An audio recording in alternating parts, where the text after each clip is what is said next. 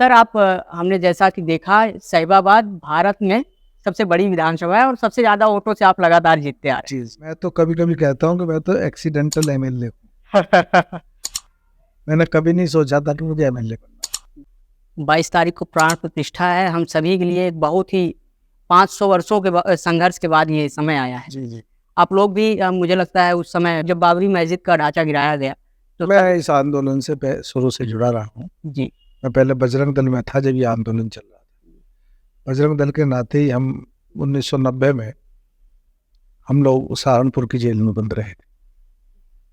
1 महीना हमको वहाँ रखा गया था और 6 दिसंबर 1992 को जब ढांचे का विध्वंस हुआ था तब मैं अयोध्या में। पहले यात्रा बीजेपी और संघ निकालते थे, अब हर समय राहुल गांधी जी निकाल रहे हैं। 22 तारीख को अयोध्या में प्राण प्रतिष्ठा है और राहुल गांधी जी भी यात्रा निकाल रहे हैं जो कि नागपुर में अवसान करेंगे। कांग्रेस सदैव सनातन विरोधी रही है। पैदल चलने से कुछ नहीं होता, एक दृष्टिकोण होना चाहिए। आपका दृष्टिकोण क्या है? देश के लिए आपकी योजना क्या है? आपका भूतकाल क्या है? आपने कितनी ईमानदारी से काम किया? सब पे चोरी के मुकदमे चल रहे, जहां जहां जाएंगे वहां वोट खराब करके आएंगे। 2024 आ रहा है, कहीं लोकसभा की तैयारी है अपने मन में? मैं तो पार्टी कार्यकर्ता हूँ और बीजेपी में मांगने से किसी को कुछ नहीं मिलता, दावेदारी से कुछ नहीं होता। मध्य प्रदेश, राजस्थान, छत्तीसगढ़ में किसी दावेदार नहीं बने ना मुख्यमंत्री। सर, आप सभी देख रहे हैं दी जोश टॉक विद उत्कर्ष और हमारे साथ आज बात करने के लिए साहिबाबाद से विधायक सुनील शर्मा जी हैं। नमस्ते सर। जी नमस्कार। सर, हमने जैसा कि देखा साहिबाबाद भारत में सबसे बड़ी विधानसभा है और सबसे ज़्यादा वोटों से आप लगातार जीतते आ रहे हैं। जी। पहली बात तो हम लोगों को यहाँ की जनता जीत रही है। जनता का कहीं ना कहीं प्यार है, आपके साथ लगाव है कि जो इतनी बड़ी बढ़त से आप हमेशा जीतते आ रहे हैं। सर, जब यहाँ से इस क्षेत्र के लोग इतना विश्वास दिखाते हैं, इतनी बड़ी विधानसभा से इतने ज़्यादा मतों से आप जीत के जाते हैं विधानसभा में, तो कहीं ना कहीं एक बहुत जिम्मेदारी होती है और यहाँ के भी लोगों की बहुत सारी अपेक्षाएं आपके साथ जुड़ी होती हैं। तो आप किस तरीके से उसको विधानसभा से ले करके यहाँ तक निभा पाते हैं लोगों के बीच? देखिएगा, माननीय योगी जी के नेतृत्व में उत्तर प्रदेश और माननीय मोदी जी के नेतृत्व में पूरा देश आज विकास डबल इंजन की सरकार चल रही है, तो डबल इंजन की स्पीड से भी हो रहा। अब विकास के काम कराने में कोई दिक्कत नहीं, ना बजट की कमी है, ना फंड की कमी है, ना इच्छा शक्ति की कमी। हमको तो सिर्फ बताना है। तो जब भी कोई विषय आता है हम बात करते हैं तो उसका पूरा घोड़ा में पेयजल की समस्या थी, बहुत लंबे समय से हल नहीं हो रही थी, लेकिन मुख्यमंत्री जी ने हस्तक्षेप करके उसको करा दिया। वो वहाँ पानी की समस्या का समाधान हो जाए। बड़ा काम था, 2-2.5 करोड़ का काम। सर, आपका एक समय है जब किसी भी छात्र नेता या कार्यकर्ता के लिए एक समय होता है जब वो शुरू से संघर्ष तो करता है और विधायक बनना या सांसद बनना या एक अच्छे पद पे पहुंचना उसकी एक इच्छा होती है। कहीं ना कहीं एक काम करने के प्रति अगर आपका कोई एक लक्ष्य नहीं है तो फिर नहीं हो पाता, और लोगों की सेवा करने के लिए भी आपके हाथ में एक ऐसी पावर होनी चाहिए जिसके साथ आप काम कर सकें लोगों के बीच। तो आप काम करते गए, आप अपने लक्ष्य की प्राप्ति करते गए, वो सब अच्छा है, लेकिन इसके बीच का जो एक गैप होता है जहाँ पे आदमी का संघर्ष होता है, कहीं ना कहीं लोग उसे भूल जाते हैं। आजकल के जो युवा होंगे, आप ही के क्षेत्र के होंगे, वो विधायक जी को देखते होंगे और सोचते होंगे कि मुझे बनना है, लेकिन वो जब दिशा में काम करना होता है तो वो सही दिशा में काम नहीं करते। देखिएगा, मैं तो कभी कभी कहता हूँ कि मैं तो एक्सीडेंटल एमएलए हूँ। मैंने कभी नहीं सोचा था कि मुझे एमएलए बनना है। मैं तो आरएसएस का कार्यकर्ता था, फिर बजरंग दल में रहा, बजरंग दल का काम करता था और संगठन ने, परिवार ने बीजेपी में भेज दिया तो वहाँ काम कर रहे। हमारे मन में भी कभी ये नहीं थी कि हमको एमएलए बनना। जो जिम्मेदारी मिली हमें, वार्ड अध्यक्ष की मिली तो वार्ड अध्यक्ष का काम किया, मंडल मंत्री की मिली तो वो मंडल मंत्री का काम किया, युवा मोर्चा के जिला अध्यक्ष की मिली तो वो किया, महानगर अध्यक्ष भाजपा की मिली तो वह किया, प्रदेश कार्य समिति सदस्य और जिलों के प्रभारी की जिम्मेवारी मिली हमने वो की। जो काम संगठन ने दिया हम करते गए। 2002 में पार्टी चुनाव हार गई, फिर 2004 में पार्टी चुनाव हार गई, 2007 में हमको पार्टी ने टिकट दे दिया। कार्यकर्ताओं का हमसे लगाव था, संगठन में काम करने के नाते उन्होंने मेहनत करी, हम चुनाव जीत गए। जबकि जनपद में या आसपास के जिलों में कोई दूसरा व्यक्ति इलेक्शन नहीं जीता था। भाजपा की कुल 50 सीट आई थी, उसमें से हम तब भी मैक्सिमम वोट से जीते। कार्यकर्ताओं की मेहनत का कमाल। हमने देखा कि आप एडवोकेट हैं, आप BA LLB किए होंगे, LLB किए होंगे। छात्र जीवन में भी कहीं ना कहीं लगाव रहा किसी संगठन से या कोई छात्र राजनीति? एक्चुअल में गांव में मेरी शिक्षा हुई जी। मैंने MA गांव से, वो BA गांव से किया, और MA में भी जब MMH कॉलेज में पढ़ता था तो फर्स्ट ईयर में तो गांव से ही आता था। मेरा गांव मोदी नगर के पास है, पतला जी। तो ग्रेजुएशन वहीं से किया, गांव में डिग्री कॉलेज। और फिर MA और LLB मैंने किया MH कॉलेज के बाद से। तो मैं मूल रूप से संघ RSS का ही कार्यकर्ता रहा, संघ में मुख्य शिक्षक रहा अपनी शाखा का, फिर तहसील का शारीरिक प्रमुख रहा। विद्यार्थी परिषद की गतिविधियां उस वक्त उतनी ज़्यादा नहीं थी, क्योंकि छात्र संगठनों पर रोक लगी हुई। उत्तर प्रदेश में छात्र की, हम जिस दौरान छात्र रहे तब छात्र संघ नहीं होते थे, तो छात्र संघ नहीं थे तो विद्यार्थी परिषद की, लेकिन ABVP से हमारा टच रहता था। सर, आज आप छात्र राजनीति या विद्यार्थियों की बात कर रहे हैं, उस समय ही नहीं, आज भी कई ऐसे विश्वविद्यालय हैं जब जिनको माना जाता था कि नेता यहाँ से निकलते थे छात्र राजनीति के माध्यम से, चाहे वो इलाहाबाद विश्वविद्यालय हो, लखनऊ विश्वविद्यालय हो, BHU हो जी। वहाँ के वाइस चांसलर या वहाँ के प्रशासन लगातार कोशिश कर रहे हैं कि किसी तरीके से वहाँ के छात्र संगठन खत्म हो जाए, छात्र राजनीति खत्म हो जाए, चुनावों को बंद करते चले जा रहे हैं। BHU में बंद हो गया, इलाहाबाद विश्वविद्यालय में बंद हो गया, लखनऊ विश्वविद्यालय में। आप किस तरीके से? बड़ा विषय है, माननीय मुख्यमंत्री जी के स्तर का विषय।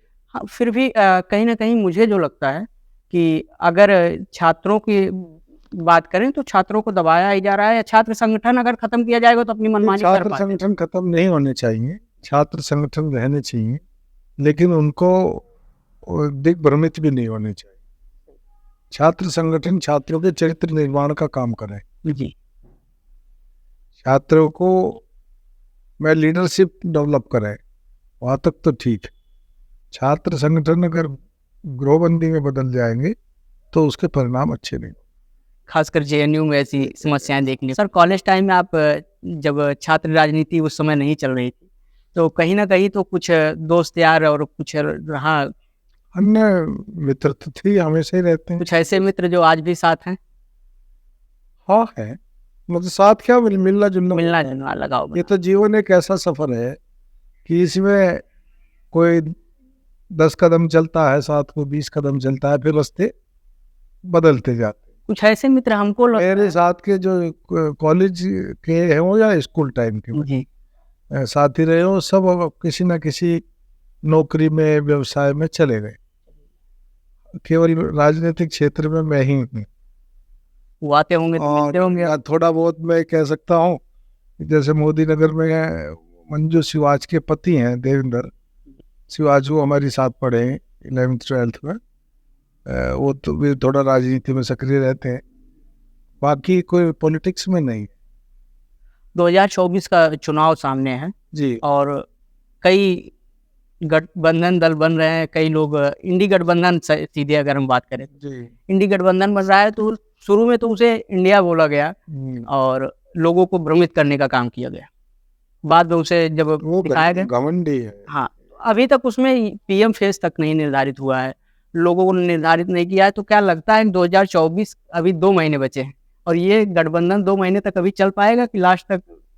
हम तो चाहते हैं ये गठबंधन बना रहे। पिछली बार भी बना था, बहुत सारे लोग हाथ मिला के खड़े थे, क्या हुआ? जितना गठबंधन बना रहे हैं उतनी देश की जनता देख रही है कि ये जो गठबंधन के लोग हैं, ये सब वो लोग हैं जिन पे भ्रष्टाचार के बड़े बड़े मामले चल रहे हैं। उन मामलों को दबाने के लिए ये गठजोड़ कर रहे हैं। तो ये गठबंधन नहीं, ये एक तरीके से ठगबंधन है। लोग कह रहे हैं कि कहीं ना कहीं अब कांग्रेस भी भाजपा के दिखाए हुए रास्ते पे चल रही है, पहले संघ से लोगों से मदद मांगता था और काम करता था। अब सहयोग के नाम पे कांग्रेस भी अपने योजनाएं ला रही है, लोगों से पैसा मांग रही है काम करने के लिए। पहले यात्रा बीजेपी और संघ निकालते थे, अब हर समय राहुल गांधी जी निकाल रहा है। 22 तारीख को अयोध्या में प्राण प्रतिष्ठा है और राहुल गांधी जी भी यात्रा निकाल रहे हैं, जो कि नागपुर में उसका अंत करेंगे। कांग्रेस सदैव सनातन विरोधी रही है, हिंदू धर्म का, सनातन धर्म का हमेशा विरोध किया है। इसलिए 22 तारीख को उन्होंने मंदिर की प्राण प्रतिष्ठा समारोह का बहिष्कार कांग्रेस ने किया। जब सोमनाथ के मंदिर की प्राण प्रतिष्ठा हुई थी तब भी जवाहरलाल नेहरू ने उसका विरोध किया था, और वो उसमें नहीं गए थे, तब डॉक्टर राजेंद्र प्रसाद जी ने जाकर के उसका वो किया था, भूमि पूजन। तो ये तो इनकी परंपरा रही है, ये हिंदू विरोधी है, सनातन विरोधी है, ये इसलिए कर रहे हैं। पैदल चलने से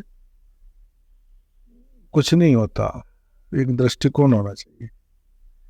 आपका दृष्टिकोण क्या है? देश के लिए आपकी योजना क्या है? आपका भूतकाल क्या है? आपने कितनी ईमानदारी से काम किया?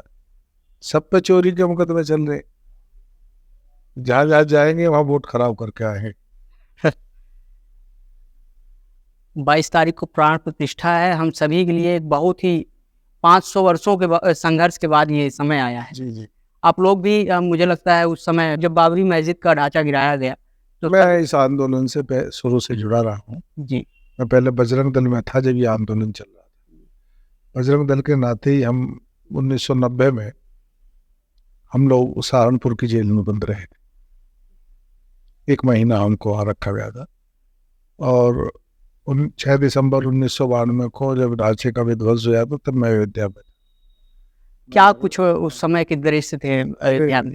अयोध्या उस वक्त कल्याण सिंह जी मुख्यमंत्री थे, उन्होंने कह दिया था कि मैं कंटेम्प्ट ऑफ कोर्ट कर दूंगा, कंटेम्प्ट ऑफ गॉड नहीं करूंगा। उन्होंने 1 दिन की सजा भी उनको बोली, लेकिन उन्होंने पुलिस के अधिकारियों को कह दिया कोई गोली नहीं चलाए, और ताकि तभी लोग सुरक्षित रह सके। और आज उनको याद करना बहुत जरूरी है। अडवाणी जी को, डॉक्टर जोशी को, ये सब लोग लगे थे, बड़ा अच्छा माहौल था। और 500 साल बाद ये दिन हमको देखने को मिला। आज पूरा विश्व में हिंदू समाज, मैं केवल भारत की बात नहीं, पूरे विश्व में हिंदू समाज आज अपने आप को गौरवान्वित महसूस कर रहा है। उनके घरों में दिवाली जल रही है, उनके दिलों में खुशियां, होली बन रही है। भाजपा का क्या एक है कि जो भी कार्यकर्ता हैं वो तैयारी करते हैं, चुनाव लड़ने का प्रयास करते हैं, और जब नहीं मिलता तो बहुत ही प्यार से बिना किसी ब्रेकअप के फिर से संगठन के साथ लग जाते हैं। वही आने तक वो केवल पद की लालसा से नहीं जुड़े, वो कहीं ना कहीं विचार के, जो भाजपा में है वो विचारशील, उनका कोई विचार, दूसरे दलों का विचार है केवल सत्ता भोग। ये जितने दल है, इंडिया गठबंधन, ये सब परिवारों को बचाने में लगे। इनका एजेंडा देश थोड़ी है, इनका एजेंडा समाज थोड़ी है, इनका एजेंडा विकास थोड़ी है। इनका एजेंडा है आप अपने परिवारों को बचाना, अपने परिवारों को स्थापित करना, उनके लिए लूट चोरी डकैती करवाना। क्योंकि अन्य संगठन में इनको देखने को मिलता है कि लोग आते हैं चुनाव के लिए, सीट मांगते हैं, अगर सीट नहीं दी जाती है तो वो चुनाव के दौरान ही निकल लेते हैं, दूसरे संगठन में जाएंगे, वहां पे सीटें मांगेंगे। इसीलिए है ना कि उनका उद्देश्य चुनाव लड़ना है, और चुनाव लड़ना उद्देश्य। 2024 आ रहा है, कहीं लोकसभा की तैयारी है अपने मन में? मैं तो पार्टी कार्यकर्ता हूँ, और बीजेपी में मांगने से किसी को कुछ नहीं मिलता, दावेदारी से कुछ नहीं होता। मध्य प्रदेश, राजस्थान, छत्तीसगढ़ में किसी दावेदार नहीं बने ना मुख्यमंत्री, और जो बने उन्हें खुद पता नहीं थी हमारा भी नंबर आ सकता। क्या टारगेट? ये भाजपा ही है या किसी भी कार्यकर्ता को कोई भी चांस मिल सकता। क्या टारगेट चल रहा है लोकसभा को लेकर, कितनी सीटें आ सकती? हम तो अपनी सीट की जानते हैं, गाजियाबाद की, हम भारी वोटों से जीते। अंदर ही जो आप वाली जीत दिखती है वही लोकसभा में मिले, ऐसी हो। हमारे साथ बात करने के लिए आज सुनील शर्मा जी थे, जो कि साहिबाबाद विधानसभा से विधायक हैं। साहिबाबाद के बारे में मैं बताऊं, साहिबाबाद भारत की सबसे बड़ी विधानसभा है, सबसे ज़्यादा वोटों से लगातार विधायक जी जीतते आए हैं। और आपका बहुत बहुत धन्यवाद।